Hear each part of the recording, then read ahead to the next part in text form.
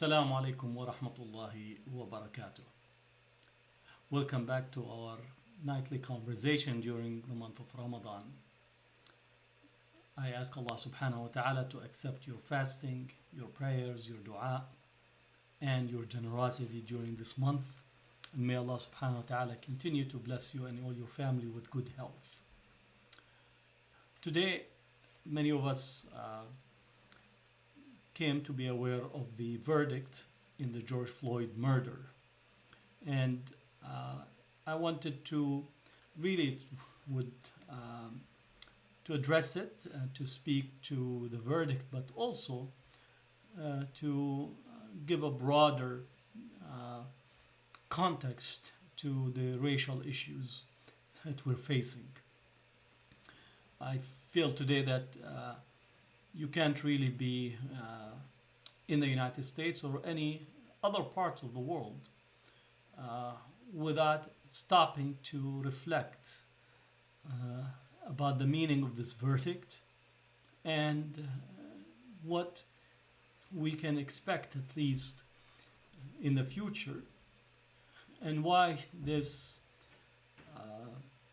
disease that's the only way I could describe it, this disease of in the human heart that is called racism, that has been really endemic in how it actually continue to shape our current consciousness.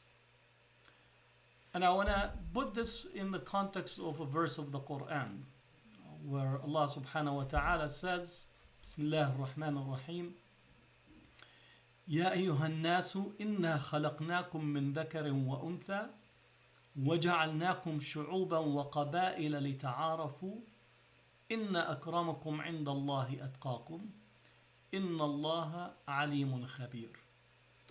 Now we often mention this verse in a variety of settings, and I'd like to welcome our dear friend from Southern California, Edward. It's good to see you. But I think this verse we often actually mention in our conversation about Islam being an anti-racist religion, and I would concur with this statement. But nevertheless, I would argue that Muslims have absorbed and internalized the racist structure and the racist epistemological viewpoint that dominates the world today. So even though that Allah subhanahu wa ta'ala said that He who created us from a single source, from a pair of a woman and a man, a male and a female, we often fail to recognize that we still have deep in our heart this aspect of boastfulness, arrogance, seeing oneself better than others. And at the core of it, racism is one of the highest forms of arrogance, because one is positing that their essence, their biological essence, is superior to that of the other. And one can't stop and examine that verily the one who put his knee on George Floyd for 8 minutes and 46 seconds, or in some 9 minutes and more, possibly, did not see George Floyd as a human being, and therefore did not see him as being a brother to him. Because at the core, if we take this statement that God have created us from a single pair of male and female, and even if we step aside and say that you believe in the cosmic soup that produced the world, is still all humanity is descendant from a single pair of human beings. And as such, when God says from ذكر وأنثى, and then we made you into nations and tribes. وجعلناكم شعوبا وقبائل, that from this single pair came forth through generations, not instantaneously. شعوبا وقبائل, nations and tribes. And now we get the clarity of purpose in this verse, that God is actually says لِتَعَارَفُوا. And in Arabic, the verb ta'arafu is from for those who studied Arabic verb patterns, is from the sixth pattern, which is tafa'alu, meaning it's a reciprocal type of verb, not only a one directional, but actually reciprocal, meaning there's two party. Ta'arafu, so that you may know one another, so that you may seek to know, to understand, to relate, to discover, to learn, to develop relations, because ma'rifa, knowledge, ma'ruf is also from the same root, goodness, or that to enjoy the good, it's from the same root. In many places you have the ministry of, not ministry, but Dar al-Ma'arif, which would be the depository of knowledge.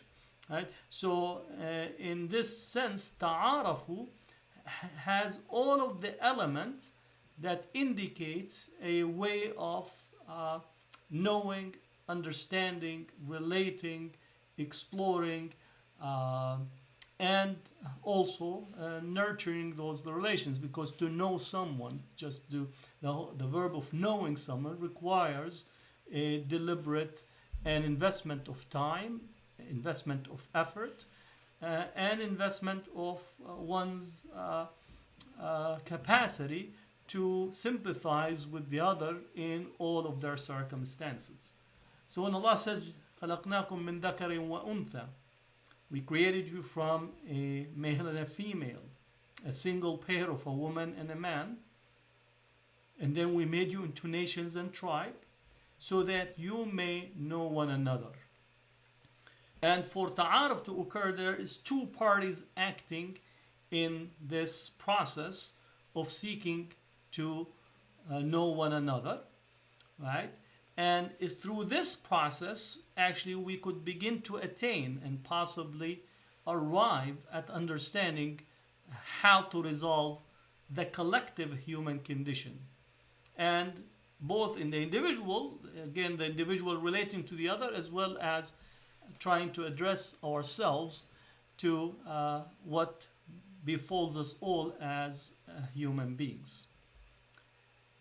And if there is a measure of differentiation, the verse also gives us this measure of differentiation, right? Saying that if there is a piece or a criterion to differentiate, then it should be, or it is, the measure of your character. And here it says, "Inna akramakum indallahi atqakum." So in here, taqwa, that the most honorable in the sight of God is the one that have God consciousness. But God consciousness is, in essence, how do you actually conduct yourself with God consciousness? Because ta'arafu implies a relationship, implies that you actually engaging with the other, so that you may know one another. And then the point of differentiation, the one that is more honorable, more distinguishable, more elevated, is the one that has God consciousness. Inna akramakum indallahi atqakum. The one that has God consciousness, that have God taqwa in this sense. And I said earlier in the first episode when we spoke about taqwa, I specifically translate taqwa to mean God consciousness, not fear of God, which is often in Arabic we say, Ya akhi ittaqillah, oh my brother or person that we're meeting, fear God. That's one possible understanding in it in that sense. But in here, when we say taqwa is the one that has God consciousness, both in their understanding, their mode of conduct, and their relationship to everyone else. So this verse is really very critical when we look and examine the racial problem and the racial crisis. Its core, that is, someone thinks that their racial group, even the term racial group is a problematic, because again, race itself is a constructed category, socially constructed category. But that does not mean that today, just because it's socially constructed, that racism and race is not endowed with meaning and does not have an impact. It does. Anything that is socially constructed that has an impact, even if it is conducted on a false assumptions and creating differentiations. And often those who actually not internalize, but act and use racism, they often retort back when you speak about racism, is that they say there's no such thing as race, and I can't be racist because there is no such thing as race. So in here they're confusing the social construction of the term and the social patterns around the term with the effects and the impact of how that term was given meaning and power by the social interactions, by the political structures, the economic structures, and for sure also manifested itself in religious institutions. So race is a socially constructed term, and also around it many elements have been constructed, but not confusing the term with its impact and how it became a tool of stratification in the society. Now, some would actually argue that the relationship of Adam and Iblis is actually where Iblis can be thought of from reading the Quranic text to be the first racist in relations to our knowledge, because Iblis in paradise said that about himself that he is better than Adam. So ana khayrun min, and that I am better than him.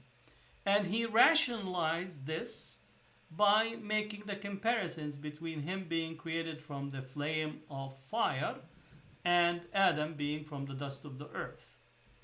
So if we take this into our human dimension, then racism is in essence an expression of the Iblis epistemological differentiation that makes it the basis of separating human beings. So we could actually put on theological understanding of why racism itself is rooted into a rejection or turning away from the divine purpose of the human being to be equal. And the Prophet is affirming this when he said, "Kullukum min turab," that all of you come from the dust of the earth. Or kullukum min Adam wa Adam min turab, that all of you are from Adam and Eve, and Adam and Eve are from the dust of the earth. So there is no basis of differentiation. So the one who asserts a basis of differentiation is taking the Iblis epistemological structure or Iblis view that was manifested in paradise in challenging the divine inscription of status and meaning to Adam, and Iblis, in a fit of arrogance and envy, turned to make a wrong analogy by saying that he is better than Adam. In the sense, also, we could say that at that moment, Iblis completely forgot and completely erased the divine presence in his mind, because he only could see I, which is the ego. His ego was so vested in the I, because he said Ana, I, not realizing that in front of the divine at that moment there is no I, that him and Adam and all of the creations are on the same plane of equality in front of the Creator. They were nothing and they were brought into existence. So in this sense, thinking of racism to derive also a theological dimension of rejecting and turning away from the divine purpose of equality of all human beings, and also the purpose of our presence in the world. One is in here by Allah's speech in the Quran, لِتَعَارَفُوا, so that you may know one another, but also to actually do service to people. خَيْرُكُمْ خَيْرُكُمْ لِلنَّاسِ. The best of you is the best to mankind, all mankind. All right, so خَيْرُكُمْ خَيْرُكُمْ لِلنَّاسِ. The best of you is the best to الناس, all people. Did not say only to believers, that the responsibility is all encompassing. Now I also want to relate this verse that the Prophet ﷺ said, انظر فإنك ليست بخير من أحمر ولا أسود إلا أن تفضله بالتقوى. So this is narrated by Imam Ahmad.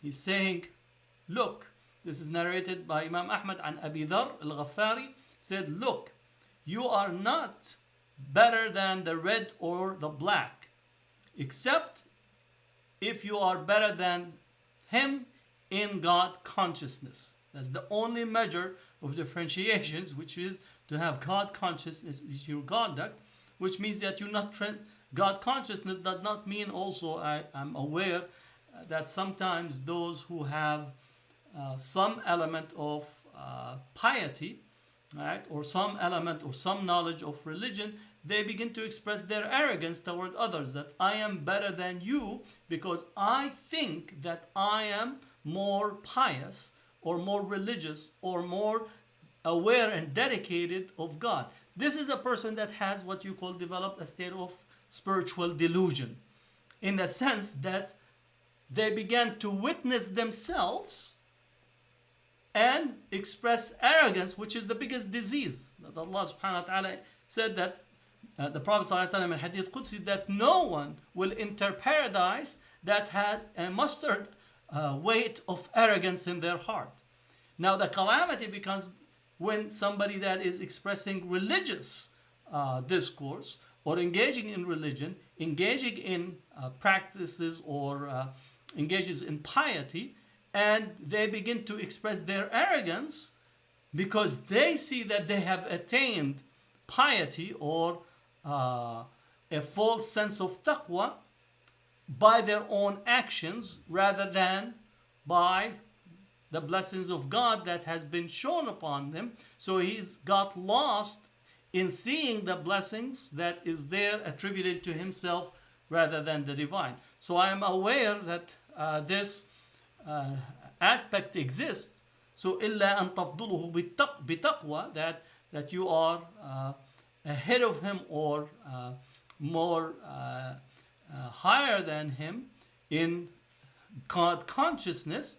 And if you really have God consciousness, one of the attributes, among many, one of the attributes is to have humbleness and to actually not make claims to your own selves, right? About your own state of taqwa, and for sure not put others for their lack of state of taqwa, because again, it is God who gave you the ability or gave you the blessings of taqwa, and it's God who held back for whatever reason the attribute of taqwa of some other individuals, right? So we have to really dissect many of these spiritual states that also befalls those who assume to themselves taqwa and begin to act arrogantly about it. But the Prophet directed, he says, look, you are not better than the red or the black, except if you are ahead of them in taqwa. And I mentioned كلكم من آدم وآدم خلق من تراب. So you are all from Adam, and Adam was formed or created from dust of the earth. And he said, وَلَا يَنْتَهِيَنَّ قَوْمٌ يَفْخَرُونَ بِآبَائِهِمْ. Let the qawm, stop boasting about their forefathers, meaning we are so and so. And this is something that the Arabs have often done, which we today we do it. The whole notions or the whole construct in modern nationalism that we use patriotism and nationalism as a form of boasting about your own community or your own group, right or wrong. So in essence, you are a person that is basically boasting, and we have a mega boasting about our forefathers, where the nation state is particular in the modern period. We see this. We see it also in basic sport competitions, where people who support one team begin to use all types of boastfulness.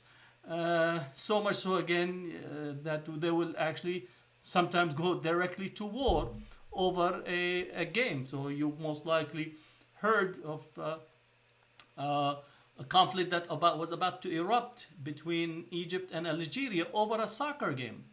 Now, this definitely would be a form of boastfulness that is directly resulted in a lack of understanding what is the basis of the human beings. And then also Latin America, Honduras at one point also had a conflict. And then if you relate to the French soccer fans, you will also know this type of calamity that has befallen people as a result of distorted ideas of this construct of boasting about one's parents or now one's forefathers, that you could take it in the state level, the modern nationalism, patriotism, my nation right or wrong, and expressing patriotism by putting down others or hating others as a way of trying to ascribe to one's special status.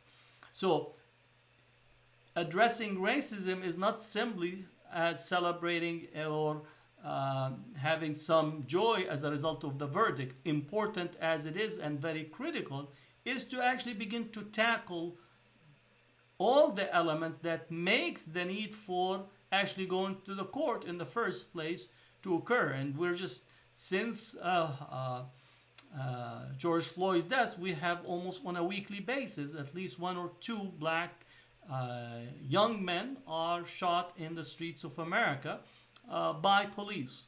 And as such, this is something that we still have to confront on a regular basis and on a daily basis until we undo the calamity that I believe it does have a foundation in a misunderstanding of a misunderstanding that leads to structures of oppression. It's not just somebody is ignorant. No, it's a deep level of ignorance that has many layers to it that leads into a whole structure, a racist structure that impacts the lives of individuals and lives of people, that impacts life, the life expectancy of black community members.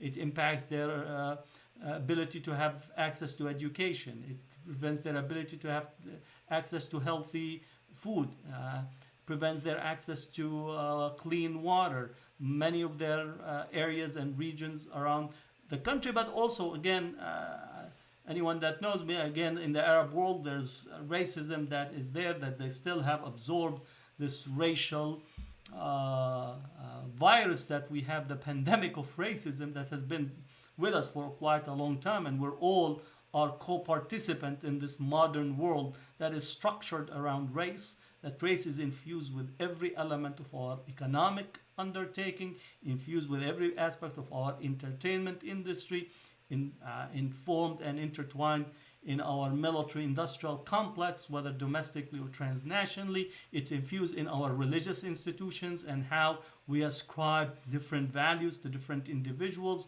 It's inscribed on every element of us. And no matter where you are in the world, you have the specter of race standing there. Now, you might have what you call use Fair and Lovely to brush your own skin and lighten your skin, so you would not be at least recognized as a person that is understood or within the mix of race. You might also put on sunglasses so you're not actually even want to take a look at the reality that is in front of you. But race is here, and it is with us, and continues to actually cause and wreak havoc in our communities.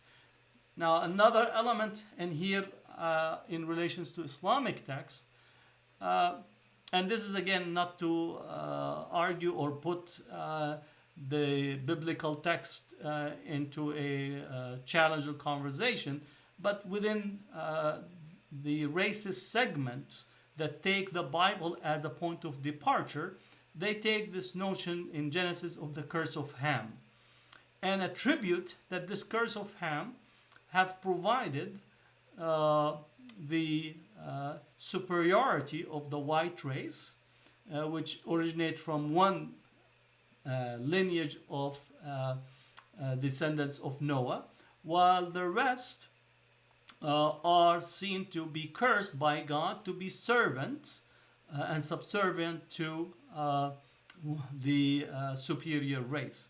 So in here, for those who prescribe to white supremacy and cover it within a theological dimension, it is this use of the curse of Ham that is often applied to the Africans, applied also to the Arab world. It's definitely applied to the Palestinians because the Canaanites are seen to be the descendants of those who are cursed by Ham and to be subservient.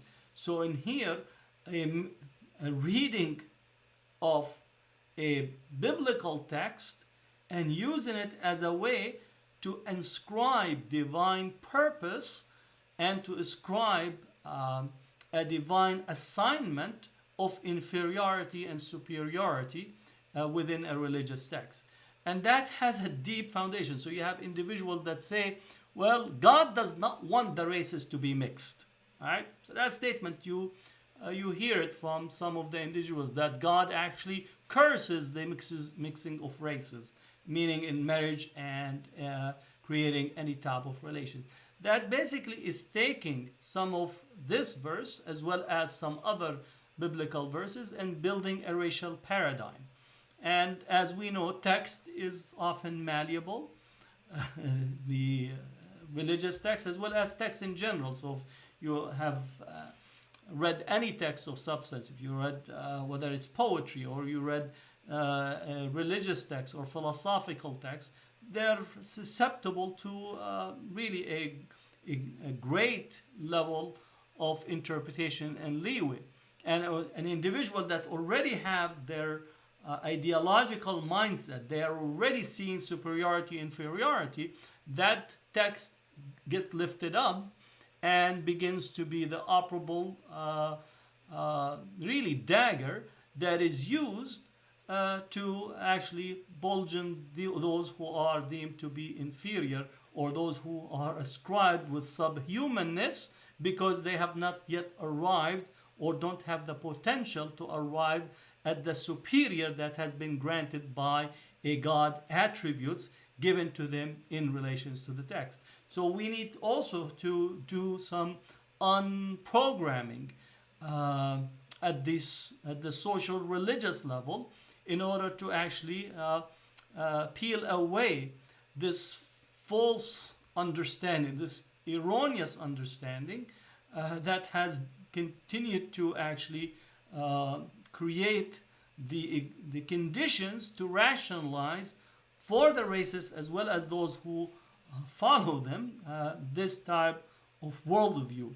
And in essence, unless we challenge these elements, and I didn't really touch on the economic and the economic factors and all that, but in general, we need from a religious point of view, and as we are still in Ramadan, it is actually very critical for us to speak about the George Floyd, and the fasting in Ramadan does not stop or get us to turn off our awareness of what is occurring in the world. And part of our fasting is to actually fast so we could understand and begin to train ourselves to be agents of justice, agents of mercy, and to feel the pain of suffering, right?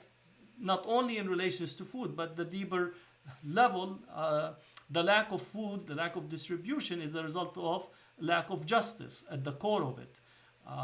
Because we have plenty of food and plenty of resources. So it's not a lack of resources that creates hunger and poverty, but it's the lack of distribution and the lack of attention that we have that, and sometimes we throw more in the garbage on a daily basis than possibly what could feed the multitude of people across the world. So what we need to understand is not sufficient to say I am fasting to feel the hunger of the poor without actually addressing the conditions that actually create and make poverty, while understanding that the different stratification within the society exists, but how to make sure that those who go hungry are not going hungry because of our wanton engagement in the world without really attention. And then we arrive at Ramadan and basically, well, I'm fasting to feel the pain of the hunger, but 24/7 in the rest of the year, I'm causing people to be hungry because I'm throwing more in the garbage than possibly could be shared with others. I'm devouring more of the world than what possibly could be distributed to the others. And I'm also rationalize it with some form of a religious discourse of a success theology that God wants me to do so, and God actually has made this possible for me. So in essence, we shut our eyes, ears, and mouth and accept injustice and attribute it to the divine. And this is something that for me would be sacrilegious to attribute this. This is of our own making, and we rationalize it in our own context. So it's very important during month of Ramadan as we feel and trying to fast. It's a fast, and I always say this, people who hear me, that fasting is not that we want to sympathize with the poor, which is important. It's actually to see our own footprint that actually creates the poverty out there. So it's not a matter of handing out and giving somebody a amount of wealth from yourself that you absolve yourself of what you call the responsibility, the accountability, the engagement in the world that produces those conditions. So Ramadan for me is how to reduce your carbon footprint that creates injustice on a daily basis. Because if it's just a matter of 30 days and back to normal, then the purpose is just, taking a 30-day break from being co-participant, co-producers, co-engager with the system and the structure that produces the injustices that we are seeing. The last point in here, which again relates to racism, but also the whole question of the poor and the poverty, is that up to the early 1980s, we used to have the theme of a war on poverty. So we saw the material conditions, the poverty that is present in the world, that is the problem that we need to address. So we had a war on poverty, which means that we need to end the conditions that produces poverty. Today, at least maybe since the 80s onward, we have a war on the poor, meaning we're blaming the poor for their predicament, and actually while reducing the support, reducing the healthcare services, reducing access to education, reducing all these elements, and then we blame the poor for their condition. We are in a structure that produces poverty and make it as a source of income for those who are accumulating wealth. And again, I'm not a person that harps on the wealthy, but this is a structural element. We produce the poverty and the poor and then commodify them into a whole stream of concentration and devouring of wealth in this sense. So what we need is to really reshift back, that we need to address the conditions that produces the poor and actually attend to the poor, because they are actually closer to the divine by the managing of the Prophet ﷺ, that actually the poor are the first to enter paradise. And if you want to really to be close to the divine, go to the ones who have broken hearts, not for out of love, but broken hearts from their condition and the predicament. Unfortunately, Muslims and otherwise, we often seek the divine by knocking on the door of the rich and famous, or upon those who are part of the ruling elite. Completely misunderstanding, completely misappropriation, completely lack of awareness or even of what the Prophet ﷺ have directed us in relations to how to attend to the society in general, how to bring about transformation. So I wanted really today to just delve into the George Floyd's verdict. It's a positive. I listened to the Attorney General Keith Ellison. He gave really a great speech. I listened to the family of George Floyd. Also, I think his nephew referenced Emmett Till case, which also was a horrific case, a child that was beaten up and to death, and his mother insisted on having an open casket viewing for him, even though that he was completely unrecognizable. She wanted America to see the ugliness of racism, and I actually wrote a piece. This is America's open casket, because racism and what the consequences of racism is the open casket that we continue to look, and how many caskets that are of black and brown bodies that have to be riddled with bullets in our streets to actually bring a change and an end to what is occurring on a daily basis. And in this sense, we have profound responsibility to address it. And I think this month of Ramadan is as good as any time to confront this calamity that we called racism. So thank you for being with me. If you like what I said, share it with others, and hopefully I'll see you tomorrow. And I welcome your comments. So if you have any comments, or if you have any questions, actually I forgot to. So if you have any questions, I'll be more than happy if you want to call and just share some of your thoughts. I welcome those as well anytime. It's again, I go on.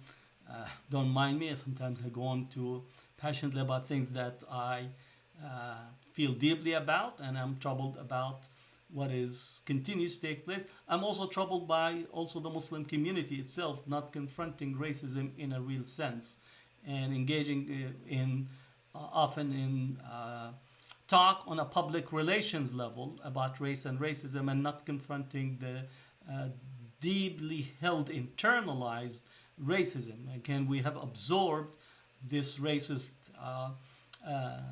epistemology for the past 300-400 years. If you lived in this world, you have begun to absorb, at least from the 1492, the age of so-called discovery and colonialism. We're all aspiring to the shining white house or white hill and white city on the hill, and don't want to be with the people that remind us of our own selves. Those that are inhabiting the various parts of the valley and tilling the land and engaging in the world. So Edward says, why are the poor special in God's eyes? Well, because at the core that the poor don't have material possessions that distract them from their relationship to God. And in this sense, they are preconditions and predisposed to a deeper relationship with the divine. Again, this is as an aggregate, while those who have wealth are distracted in their, especially if the wealth is deeply held in their heart, their relationship to God is distracted by that wealth, which is again is the wealth is all these benefits that are accrued from this world, and as such becomes their major distraction.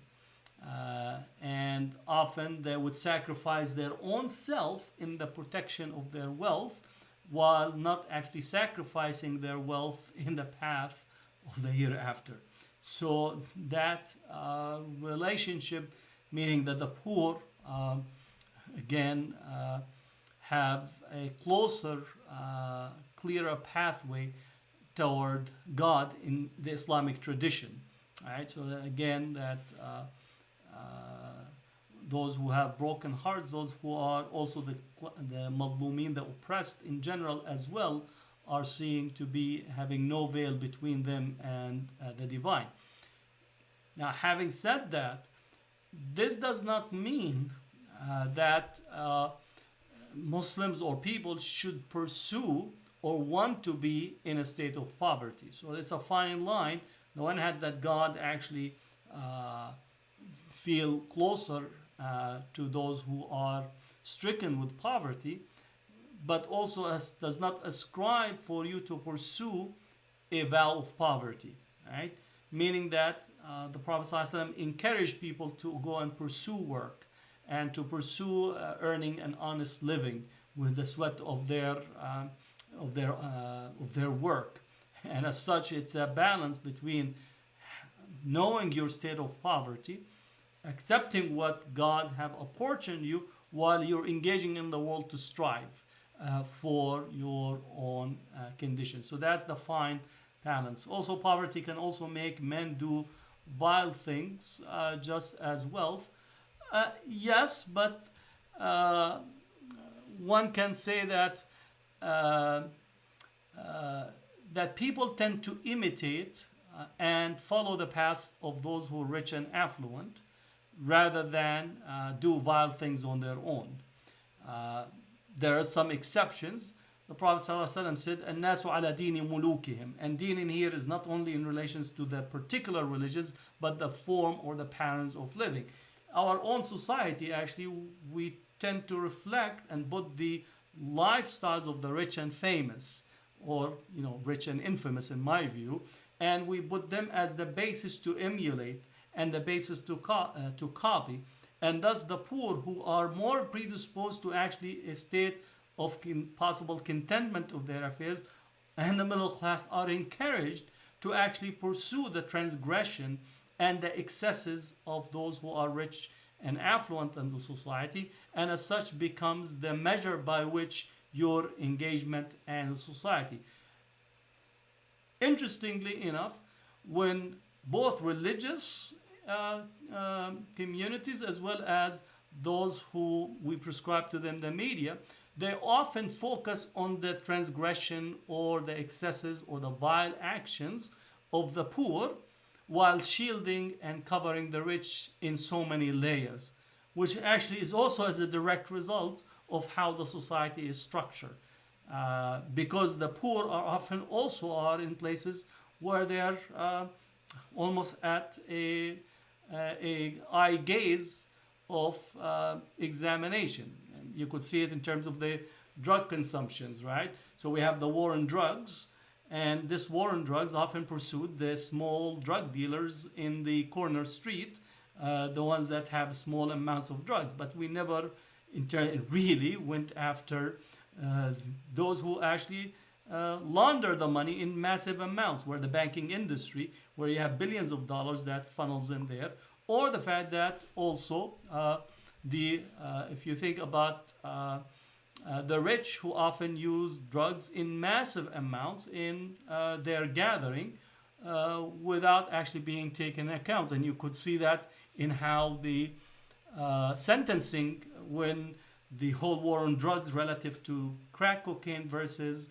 pure cocaine, crack cocaine, which was often used in the inner city by black and brown people, it had been assigned mandatory sentence of 5 years, while pure cocaine that was used predominantly by whites was given mandatory sentence by 1 year.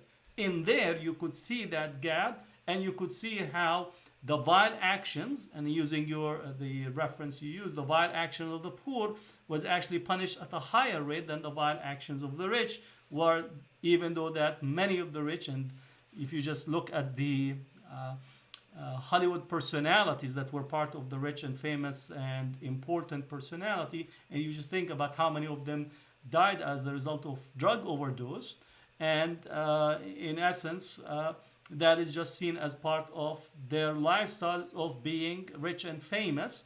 And when the poor engage in it, then the punishment and the response to them is different.